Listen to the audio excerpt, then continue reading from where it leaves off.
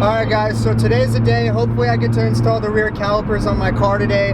I did a lot last night. I actually built an entire workbench, and just pretty much for the vise that I could use to cut that banjo bolt down. I'll show you guys a little bit more when I get to the shop. But yeah, today's the day I'm going to finish up the rears. I'm not going to put the dual calipers on, but I did buy the dual caliper brackets, so look forward to that video. It's coming up very soon. Alright guys, so I just made it to the shop. This is what I was talking about, like this workbench I built last night, so that way I could mount this vise and have this ready to go for the banjo bolts that I have to cut today for the rear calipers. Since I snapped that one banjo bolt, I had to go buy another one, and I ended up buying a couple more just in case. And what I'm going to do is I'm actually going to put the banjo bolt in here, use a flat disc and cut down that banjo bolt. But this is basically how the table came out. It's pretty simple, pretty easy little design, and I made it so I can put a shelf down here if I need to, and measured everything out so it's all level when I do put a shelf down here. And yeah, it actually came out pretty nice. Like, I used these L brackets here just to give it a little bit more support, and did that on all four legs, mounted that vise, and now I've got a little workbench to work on instead of working on the floor. So you can see I was trying to press the bushings into this new hub, and I should have froze these bushings first, and that way they would have gone in easier. I got this one in okay, but these ones don't. This one doesn't want to go in all the way. The socket that I was using just kept slipping and damaging the outer edge of this bushing. So hopefully I don't have to buy all brand new bushings. Maybe I can just push these ones back out, freeze them, and then maybe heat up this knuckle a little bit with some with like a torch or something. Heat it up a little bit and freeze these bushings. That way it's a little bit easier to press them in. But for right now, I'm going to get all this stuff cleaned up and start moving the car in and getting these rear calipers mounted on the car.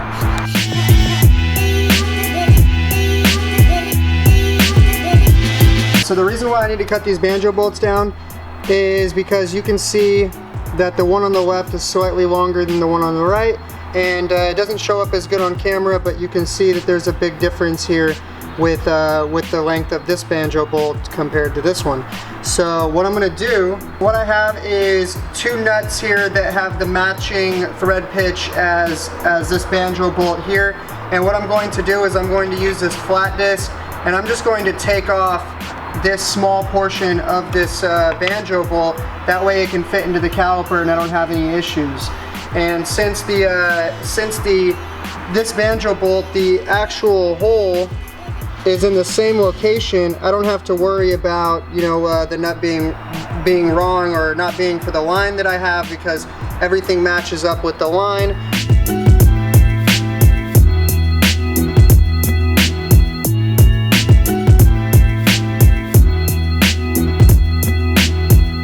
Alright, so there it is. It came out pretty good. It's not the cleanest cut, but I mean, it doesn't really matter. It's going inside of the caliper anyways, and as long as this has a hole in it and this has a hole in it here, then we're all good. But yeah, I took it down just a hair shorter than this one here. So, and it looks pretty good. The bolts go on and off really easily. The threads are all nice. Let's see, I'll show you guys here. They screw in real easy.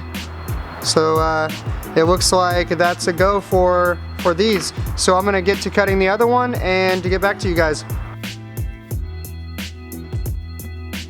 Alright, so I've got the banjo bolts here. They're both roughly the same size. They're not perfect. They don't look the prettiest on the inside, but it doesn't really matter. Before I mount these on the car, I'm going to clean them out with some brake cleaner and make sure that there's no debris left inside of these banjo bolts. So these nuts that I used right here were the same thread pitch. They were M10 by 1.0. And it took me a while to actually find these. I went to Home Depot, I went to Pep Boys, I went to AutoZone, and I finally found them at Lowe's. These nuts here, because not a lot of places carry the M10 by 1.0. It's usually 1.25 or 1.50. But it looks like these are gonna work perfectly. with these calipers. So right now this looks really good. I'm gonna start taking apart the rear on the car. I'm gonna put the car up in the air, start taking apart the rear, and this is one step down. And what I actually just did is, you can see on the inside of this banjo bolt here that the edge, let's see if I can get it focused here, the inside portion is actually beveled a little bit. So what I did is I actually took this one and I took a little drill bit and I actually beveled this a little bit, so that way it meets up to the inside of the caliper nice.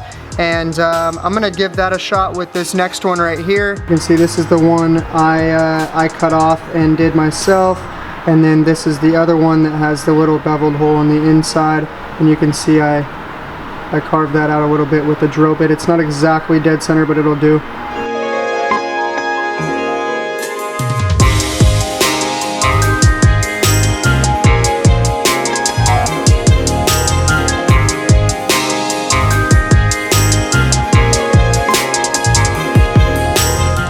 Alright, so this is how this side turned out. I forgot to press record on the camera again after I stopped it the last time. But yeah, this is how it came out. I got the line ran, and I'm going to show you guys the other side now. The most difficult part was honestly putting the e-brake and stuff back together and getting the rotor on. But I cut the dust shield, and I'll show you guys everything on the other side. But yeah, it looks pretty good. It mounts up pretty good. I've got the pads and everything in. And now all I have to do is bleed it, but I'm going to bleed it after I do the other side.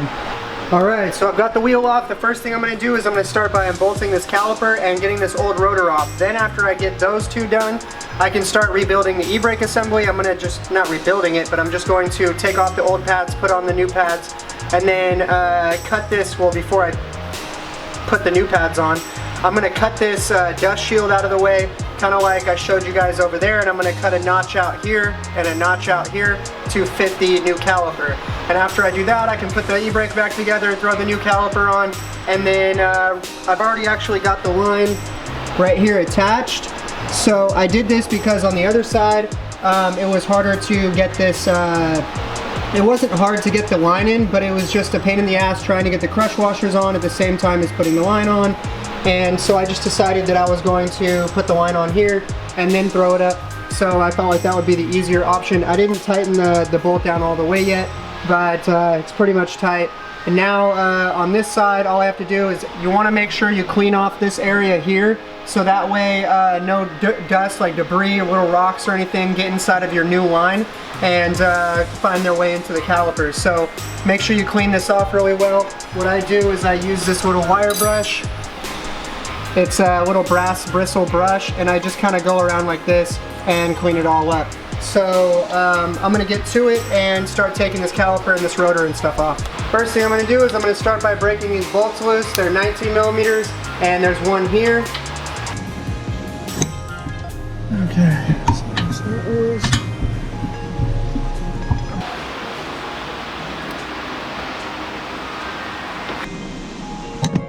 Okay, there's that one. Alright, so I know that's a lot better. I'm gonna get the bottom one.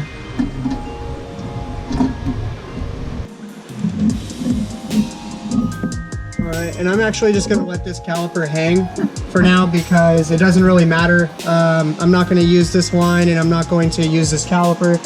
So now make sure your e-brake is off, because removing this would be really it'd be almost impossible if your e-brake wasn't off. And what I'm going to do is my sledgehammer, since I'm not going to reuse this rotor, and I'm just going to tap.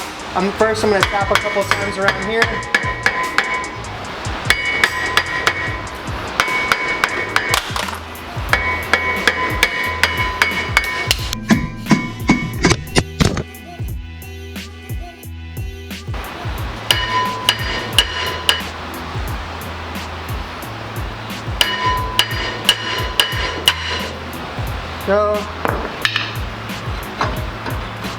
So here's the old rotor, and I kind of want to show you guys a comparison real quick.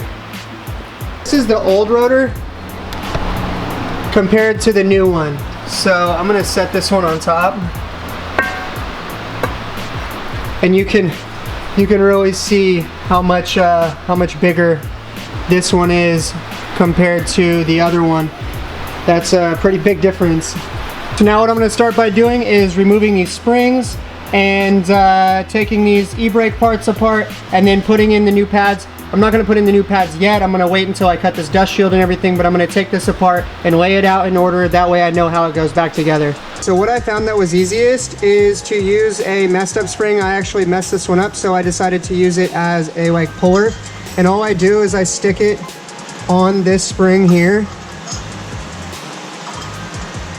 Let's see if I can get it popped out a little bit. Come on. All right, so basically like that. And then I can actually pull on this and pull this spring off much easier than using a pair of pliers. So this one goes on top, so I'm gonna set that one right there.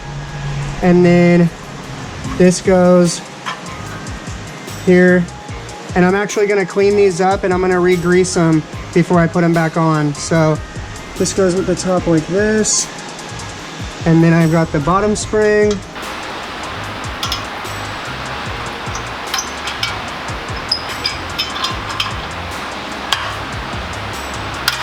There we go. There we go. So there's the bottom spring. And then you have this piece in here. Be careful not to lose. I'll show you guys the little pin in a second. But first what I'm going to do is I'm going to take this flathead screwdriver and I'm going to move this spindle and I'm going to pop this pad off just like this. So then I've got this one right here.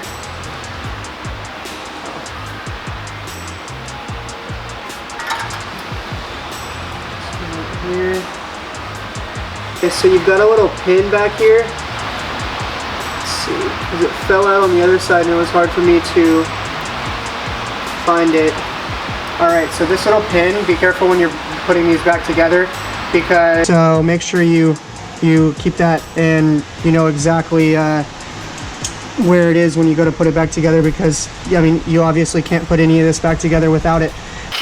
Alright, so what I'm going to do now is I'm going to use this this cutoff wheel and cut this outer lip off, and then I'm going to worry about the cutting out these pieces to fit the new caliper.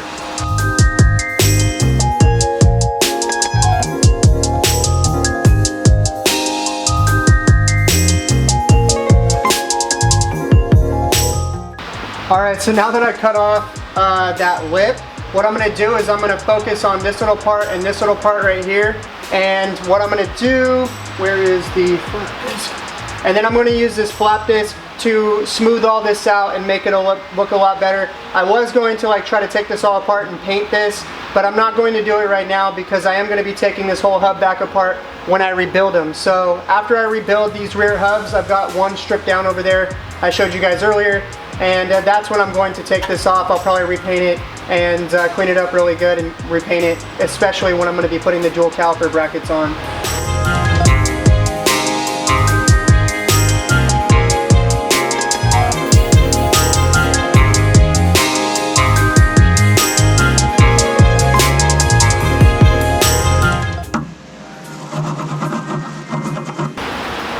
This is up here.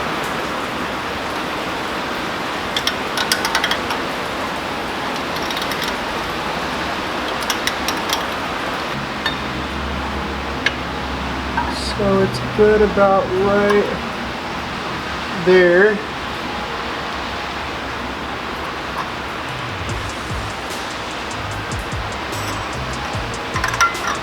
Okay, right there.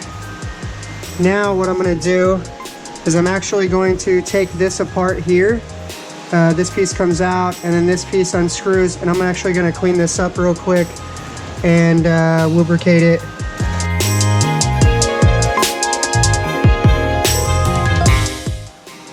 The side that doesn't come out, like this one right here, the side that doesn't come out goes towards the rear. I mean, the side that does come out goes towards the rear, and the side that doesn't, that's adjusting, goes towards the front, just like that.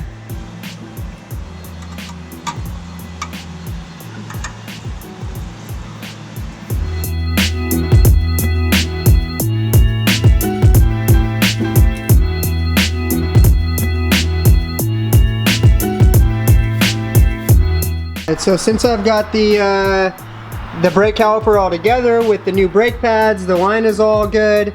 I tightened down the line on this side, tightened down the line on the other side, and both of the bleeder valves on this and the other caliper are both tightened down, so that way they don't start spewing brake fluid out if I put pressure in the system. So all I have to do is hook up the motive power bleeder just like I did on the other video and start bleeding the system. And this time I am going to be using the AmSoil fluid. So I'm gonna hook up the power bleeder and put a couple of these containers in there and start bleeding the brake system. I'm also gonna bleed the front while I'm at it so I can change all of the fluid out to this fluid here.